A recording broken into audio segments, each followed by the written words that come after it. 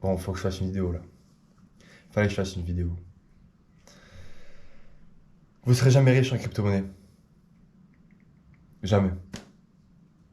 Parce que vous respectez pas trois points fondamentaux. Le premier, j'attaque directement, c'est se détacher du marché. C'est extrêmement important de se détacher du marché émotionnellement et de pouvoir prendre des décisions rationnelles, sans émotion. Il n'y a rien de pire que d'investir sur une montée parabolique d'un projet. Le projet prend 100% une semaine, tout le monde en parle, c'est la folie. T'investis dedans et comme par hasard, c'est bizarre, hein, mais comme par hasard, tu te fais avoir. Comme par hasard, il commence à descendre à ce moment-là. Mais tout est calculé. Tout est fait pour nous rendre émotionnellement attachés au marché, nous faire vivre des émotions de jour en jour, de semaine en semaine, pour qu'on ne soit jamais au bon endroit au bon moment en fait. C'est toujours comme ça. C'est fait pour... Le marché, il est fait pour nous la mettre finalement. C'est toujours comme ça. C'est pour ça qu'il faut travailler sur soi-même et se détacher émotionnellement du marché. C'est-à-dire faire des activités en dehors de la méditation, n'importe quoi. Mais c'est possible de travailler sur soi-même pour pouvoir être calme, posé et se détacher un maximum du marché. Mettre en place une stratégie de vente ou d'achat. On met des alertes à un certain prix d'une crypto-monnaie et on achète à ce moment-là ou on vend à ce moment-là. Rien que ça, c'est un pas en avant déjà vers ce sentiment d'être détaché du marché. Bien évidemment, il y a d'autres activités à faire dans la vie en général. La méditation, des choses comme ça, c'est sûr. Mais si au fur et à mesure du temps on travaille sur soi-même, on peut y arriver à se détacher émotionnellement du marché. Deuxième point, s'informer. S'informer, les gars, c'est extrêmement important. C'est. Vraiment, je comprends pas ces gars qui me vendent, qui me parlent de certains projets, qui me disent que ça va péter. Ça, mon gars, ça va marcher. Je lui dis, bah ok, parle-moi du projet. Qu'est-ce que c'est? Ça sert à quoi? Qu'est-ce qui se passe? Qu'est-ce qui s'en vient? Est-ce qu'il y a des news qui arrivent? Comment, comment dire? Comment fonctionne l'économie du jeton, du projet? Est-ce qu'il y a l'inflationniste, déflationniste? Qu'est-ce qui se passe? Est-ce qu'ils en ont en réserve? Est-ce qu'ils vont encore en distribuer? Enfin, il y a trop de choses à savoir. Et là, j'ai plus de réponse. Ou j'ai des, je sais pas, c'est flou. Le mec me répond flou. C'est pas possible. Et justement, c'est là où, dans le point de tout à l'heure, je parlais de se détacher du marché, mais se détacher des gens aussi qui vendent du rêve comme ça, alors qu'au final, il n'y a rien. Sur YouTube, sur TikTok, sur tous les trucs comme ça, on vend du rêve, des fois 100, des fois 50, le fois 20, ça y est, bull run, c'est parti. Mais pas du tout, pas du tout.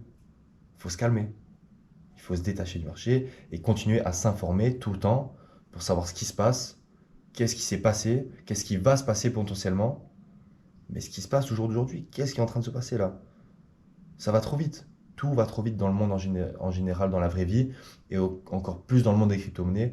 C'est un monde, on va dire, de l'ombre, et ça va extrêmement vite.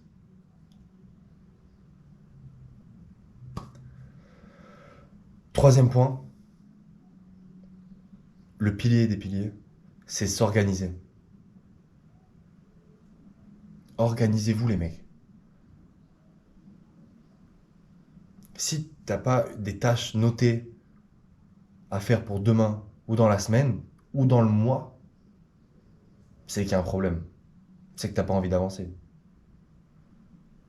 Moi, je parle de l'organisation dans la vraie vie en général, pour justement que ce soit lié aux crypto-monnaies. Les cryptos, sauf à part si tu travailles dans le monde de la blockchain tous les jours, tu as ton boulot, ok. Et du coup, tu fais un peu tout ça de ta vie, tu vis là-dedans. Mais j'ai pas l'impression que c'est encore très connu ce genre de travail. Enfin, dans le monde en général. Mais ça va arriver au fur et à mesure. Et il y en a déjà beaucoup et énormément. Donc, si tu es organisé dans ton travail, la journée, dans ce que tu fais, tes activités, tu avances à pas de géant. Tu peux te mettre des créneaux tous les jours pour tes activités. Dans la semaine, qu'est-ce que tu as à faire? Si on est organisé, on peut tout faire. Si on l'est pas, ben on stagne. On avance à vitesse 1,05. Moi, je veux que vous soyez en x2. On peut avancer à pas de géant. On peut faire tellement de choses quand on est organisé. C'est le pilier des piliers, vraiment. C'est le point le plus important. L'organisation. Un planning. Même l'organisation des stratégies de vente, des stratégies de crypto-monnaie. Dans ces investissements, qu'est-ce que je fais avec mon portefeuille? Est-ce que j'investis encore? Est-ce que je mets du cash de côté et j'attends? Est-ce que je vends quand ça arrive à ce prix-là, à ce point-là? Quelle est votre stratégie? Est-ce que quand vous investissez dans une crypto-monnaie, dans un projet, est-ce que vous avez une stratégie? Si vous n'avez pas de stratégie, il y a un problème. Si vous vous dites, ok, j'investis et j'attends de voir, c'est mort. C'est mort. Sauf si vous regardez toutes les 5 minutes sur le téléphone, comme ça, et regardez, dès qu'il y a le bon prix, allez, je vends, ok, c'est bon. Mais on n'est pas scotché toute la journée devant le téléphone à regarder le prix de nos projets dans lesquels on a investi. Donc à un moment donné, il faut se mettre des alertes, il faut se mettre un plan, une stratégie, se définir toutes les alertes qu'il faut.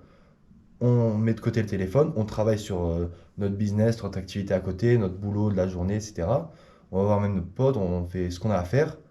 Et dès que l'alerte sonne, ok, je sais ce que j'ai à faire. Mais c'est tout. Il n'y a pas besoin de faire plus. On peut, on peut toujours faire plus, mais c'est déjà un minimum.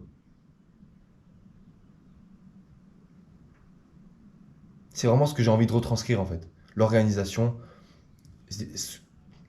calmer ses émotions, se détacher émotionnellement du marché et s'informer.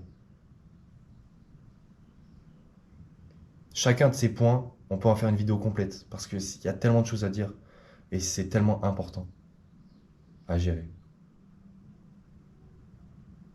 Et même faire une vidéo sur tous ces gars qui vous vendent du rêve, vous disent qu'il y a des fois 20, des fois 50, des trucs de fou. J'en peux plus de voir toutes ces choses sur Internet.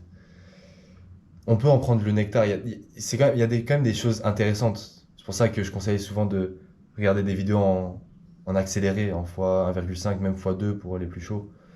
Comme ça, on en tire vraiment le nectar de ces vidéos, mais à part ça, il n'y a pas grand-chose. Même dans les vidéos en général sur YouTube, il n'y a pas grand-chose.